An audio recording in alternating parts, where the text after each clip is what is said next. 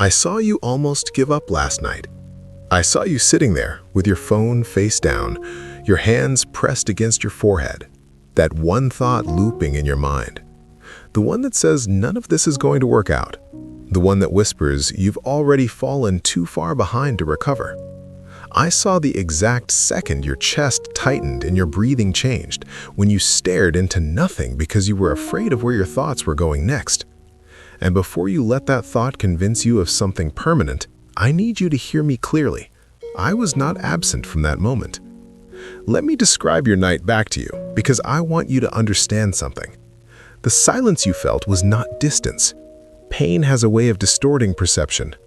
It convinces you that if relief is not immediate, then love must not be present. You replayed that conversation from earlier in the day, something small, a sentence someone probably doesn't even remember saying. But it didn't land small inside you. It landed heavy.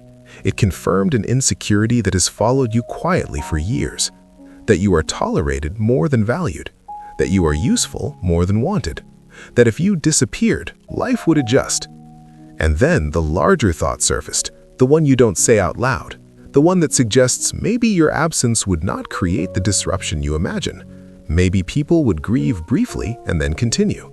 Maybe the world would close the gap and keep moving. You let that thought sit beside you longer than you ever intended to. And I did not look away. I moved closer.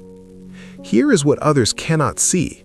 They see the version of you that functions, the reliable one, the steady one, the one who answers texts, shows up when needed, carries more than you admit, and rarely asks for anything in return.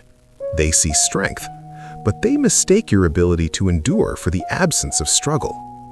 I see the version of you that exists when the room is empty, the one who starts praying and sometimes stops mid-sentence because doubt interrupts, the one who wonders if I am listening, or worse, wonders if you deserve to be heard at all.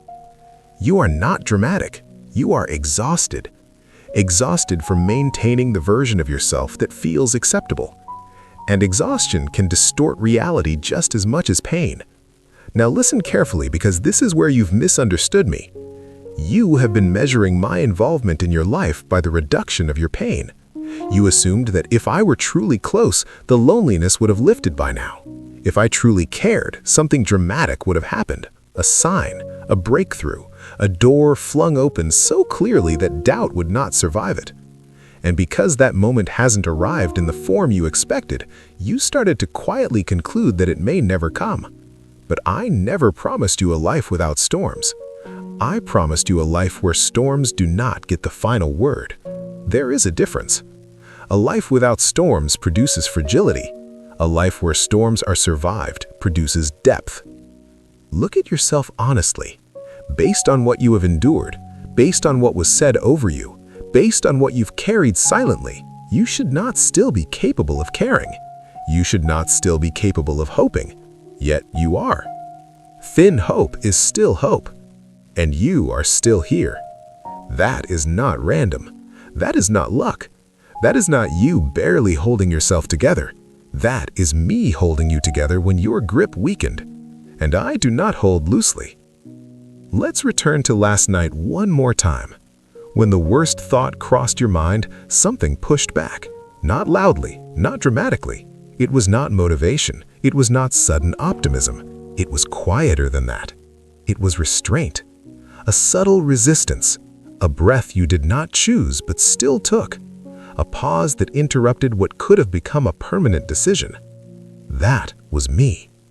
I did not send fireworks. I did not interrupt your night with something undeniable. I sent a single, nearly invisible impulse that said, stay. And you listened. Maybe unconsciously, but you listened. And that single decision to remain, to not act on the worst version of your thoughts, altered the direction of your entire story. You cannot see it yet because you are standing too close to the canvas, but I see the full picture. Last night was not your breaking point. It was your refusal to disappear. The pressure you felt was not proof that you are failing. It was the outer layer of an old identity cracking because it can no longer contain who you are becoming. Now, I am speaking directly to you. You did not find this message accidentally. You are in a season where quitting has started to sound logical, where walking away has begun to disguise itself as wisdom, and I am interrupting that narrative before it roots any deeper. Your weariness is real, your loneliness is valid, but your conclusion is incomplete. You cannot see what I am arranging just beyond your perspective. You cannot hear the conversations already shifting in your favor. You cannot feel the ground moving beneath doors that have not opened yet, but will. And when they do, you will understand why certain things had to close first. So here is what I need from you. Not emotion, not hype, not forced positivity. A decision. A quiet, firm decision that you are not finished. That exhaustion does not get to write your final chapter. That the voice telling you to disappear does not get authorship over your future. You are not behind. You are not too late. You are not invisible to me. The fact that your heart is still beating and your spirit still reaches for something beyond your pain is evidence that I am still at work in you. I have not stepped away, and I am not letting go. If this message reached you at the precise moment you needed interruption, I want you to type the words, "I'm still here."